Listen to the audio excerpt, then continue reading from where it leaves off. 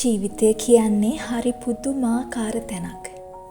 සමහර වෙලාවට අපිට මුණ ගැහෙන මිනිස්සු අපේ ජීවිත සම්පූර්ණයෙන්ම වෙනස් කරනවා.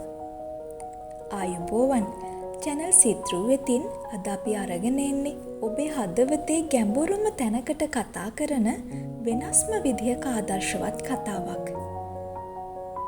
මේ කසුන් එයා අද යන්නේ එයාගේ ජීවිතයේ ලොකුම හීනයක් හැබෑ කරගන්න. රටේ තියෙන ලොකුම සමාගමක ඉහළම රැකියාවකට එයාට අද ඉන්ටර්විව් එකක් තියෙනවා. කසුන් හැමතිස්සෙම හිතුවේ තමන් ගැන විතරයි.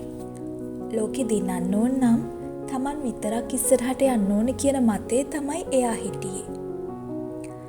ඔන්න ඉතින් ඔෆිස් එක ළඟටම යද්දී කසුන් දැක්ක අසරණ වුණු අන්ධ සීයා කෙනෙක්ව. එයාගේ පළතුරු ටික පාර පුරාම විසිරිලා. කසුන්ට වෙලාව මදි. තව විනාඩි 10යි තියෙන්නේ. කසුන් හිතුවා මම මොකටද අනුන්ගේ ප්‍රශ්න දාගන්නේ? මට මගේ ඉන්ටර්විව් එක වටිනවා කියලා. එයා සීයව පහු කරගෙන යන්න හැදුවා.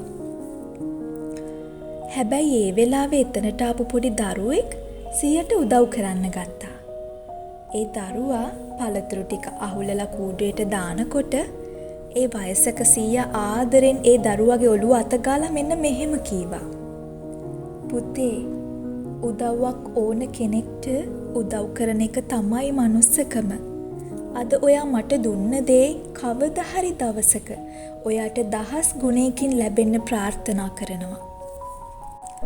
ඒ වචන ටික කසුන්ගේ හදවත පසාරු කරගෙන ගියා. තමන්ගේ සාර්ථකත්වය විතරක් හඹා ගිය කසුන්ට තේරුණා තමන් ළඟ නැති ලොකුම දේ මනුස්සකම කියලා. ඉන්ටර්විව් එක පරක් වුණාට කමක් නෑ කියලා හිතපු කසුන් දුවගෙන ගිහින් සීයට උදව් කළා. තමන්ගේ අතේ තිබ්බ වතුර බෝතලයත් සීයට දුන්නා. ඔන්න ඉතින් කසුන් ඔෆිස් එකට යනකොට වෙලාව පරක්කුයි. එයා බයෙන් ඉන්ටර්විව් රූම් එකට ඇතුල් වුණා. හැබැයි එතන හිටපු සමාගමේ ප්‍රධානිය දැක්කම කසුන්ගේ ඇස් උඩ ගියා. ඒ වෙන කවුරුත් නෙවෙයි. අර පාරේ පළතුරු පෙරලගෙන හිටපු අන්ධ සීයා. ඇත්තටම එයා අන්ධ කෙනෙක් නෙවෙයි. එයා සමාගමේ අයිතිකාරයා. සභාපතිවරයා hina වෙලා මෙහෙම කීවා.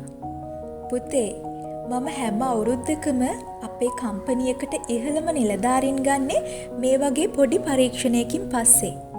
මට ඕනේ උගත්තු විතරක් නෙවෙයි, හදවතක් තියෙන මිනිස්සෙක්ව.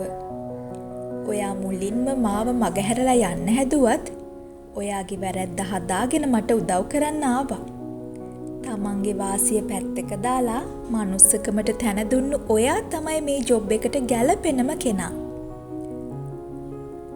කසුන් සතුටු කඳුළු පුරවගෙන hina වුණා.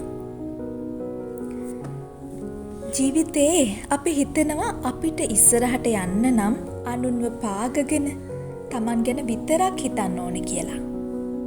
හැබැයි මතක තියාගන්න, ඔයාව ඇත්තටම ඉහළට ඔසවා තබන්නේ ඔයා අනුන් වෙනුවෙන් කරන පුංචි හෝ යහපත් ක්‍රියාවන් විතරයි. මනුස්සකම දිනන දවසට මුළු ලෝකෙම ඔයාට දිනන්න පාර හදලා දේවි. මේ වගේම ලස්සන හිතන්න යමක් ඉතුරු කරන කතාවකින් නැවත හමු වෙමු. වීඩියෝ එකට ලයික් එකක් දාලා අපේ channel එක subscribe කරන්න අමතක කරන්න එපා.